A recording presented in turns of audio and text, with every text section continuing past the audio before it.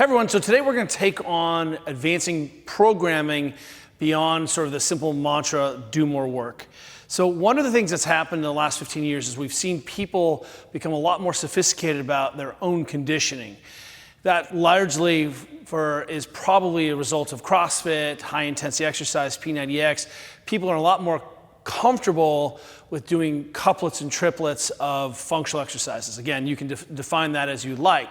But the idea is we for sure have seen people now at home in their home gyms become a lot more sophisticated around how to advance their barbell programming, how to advance their Olympic lifting programming, and even in kind of monostructural pieces, we're seeing a lot greater sophistication. But when it comes back to conditioning, or we call it, it could be like skilled movement conditioning, where you're doing just tissue exposure, or you're doing some calisthenics-like exercises. Sometimes we still see that people fall into the simple trap of, I have 5 minutes, 10 minutes, 15 minutes, I'm gonna do as much work as I can. What I wanna do today is just show you a simple way of thinking about advancing those couplets and triplets at home so you can actually see some progress. Now, one of the things that I'm a big fan of is having a few benchmarks of these conditioning kind of classic couplets. In CrossFit, we use one that's called Cindy. It's 5 pull-ups, it's 10 air squat, or 10 push-ups and 15 air squats. As an example of something that I've seen high-level Premier Soccer drop in on, maybe they modify some of the strength, the leg work with something else. But the idea is it's okay to have maybe 10 of these pieces that you come back to from time to time. So one of my favorites is from my friend, an Olympic rower, Erin Cafaro, when she was programming for me, when I was doing the outrigger across the Molokai, and it'll be 5 seconds on the arms on the assault bike or the echo bike, and then 10 seconds arms, legs, and then 10 swings. And I repeat that couplet 10 times. And it gives me a nice benchmark of understanding how long I can, or what my fitness is currently, because I have sort of these standards. So the first thing I'm asking you to do is go ahead and create a set of standards, or look back in your own programming, or look back at the things you like to do, kind of keep coming back to if you don't have any ideas or not feeling inspired, and work on a few of those, and work off a few of those in your template. The second thing is, if we look at that, instead of just saying, well, here's my benchmark, here's my FTP or my time trial. Juliet and I have a bike ride that we do where it takes us about 26 minutes to ride, and we kind of know how fit we are or what's going on in our lives by how far above or below that 26-minute cutoff we are. But the bottom line is, it's nice to have some benchmarks, but simultaneously, instead of just saying, hey, I got more work or less work done, how do I progress those things? And I see that's really where we sometimes fail to think or appreciate what's happening in our lives or sort of the impact of our training. So one of the things you can do is take one of these couplets, and I'll show you one that we do. We use this one that's called a tick.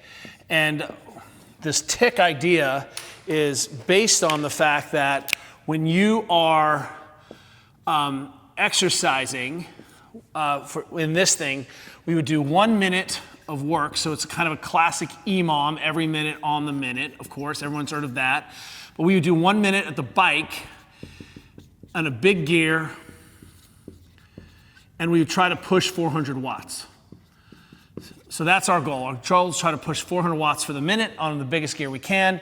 And then in the second minute, we try to front squat something. Right, and I'm just going to leave this open as a front squat. And this could be for you a goblet squat, it could be air squat, it could be front squat. And when we originally conceived of this, we would front squat 100 kilos. So 225 on the bar. And guess coming back into this, and we would do this for 10 rounds. So what I'm proposing is that if you have a few standards, the reason we call it the tick is you get off and your legs felt like gigantic, big swollen ticks. It's kind of a nice side effect. But the idea here is that if I keep a workout in, so if I have 10 of these workouts per se, that are kind of like favorite gold standards, looking at different positions, challenging different movement patterns, one of the things I can do is say, hey, I'm going to repeat this for 2 to 3 weeks.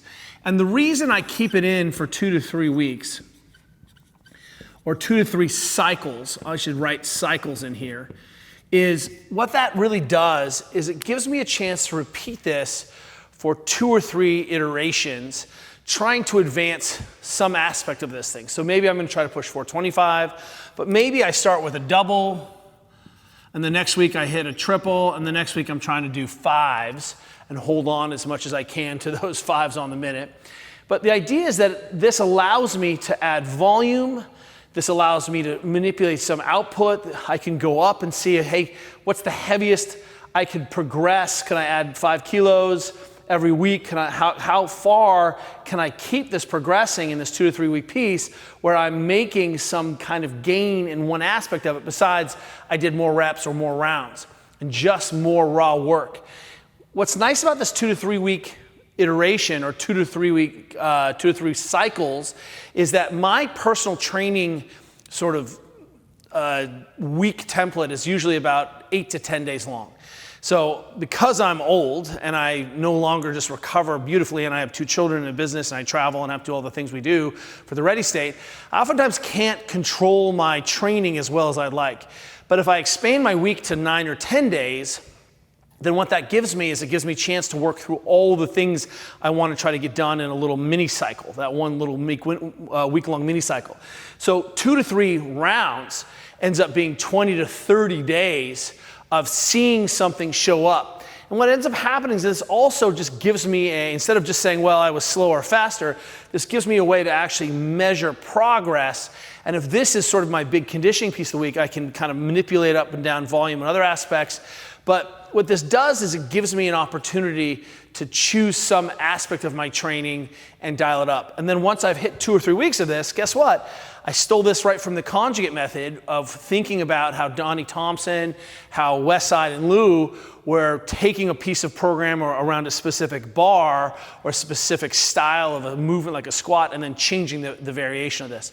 So this, for me, ultimately means that I don't have to have infinite variation and infinite play around how I need 1,000 ideas. I can have kind of iterate around a few kind of kernels of gold and then use those as an understanding of baseline, understanding of advancement, so I can actually get some programming sort of distance and mileage, if you were. So in short, look, I know that everyone is an expert in programming today, and I just wanted to show you if you're at home with a barbell or you're doing some conditioning, you don't just have to do an EMOM, you just don't have to do an AMRAP as many rounds as possible, that you can iterate within those variables or time frames to change one aspect of the training stimulus. And what you can start to see is that you can actually make progress after you get 2 or 3 cycles through, throw it out, go through your list again, choose 1 or 2 more of those things, and then come back to it and see if you made progress. Hopefully that gives you some more ammo for training at home.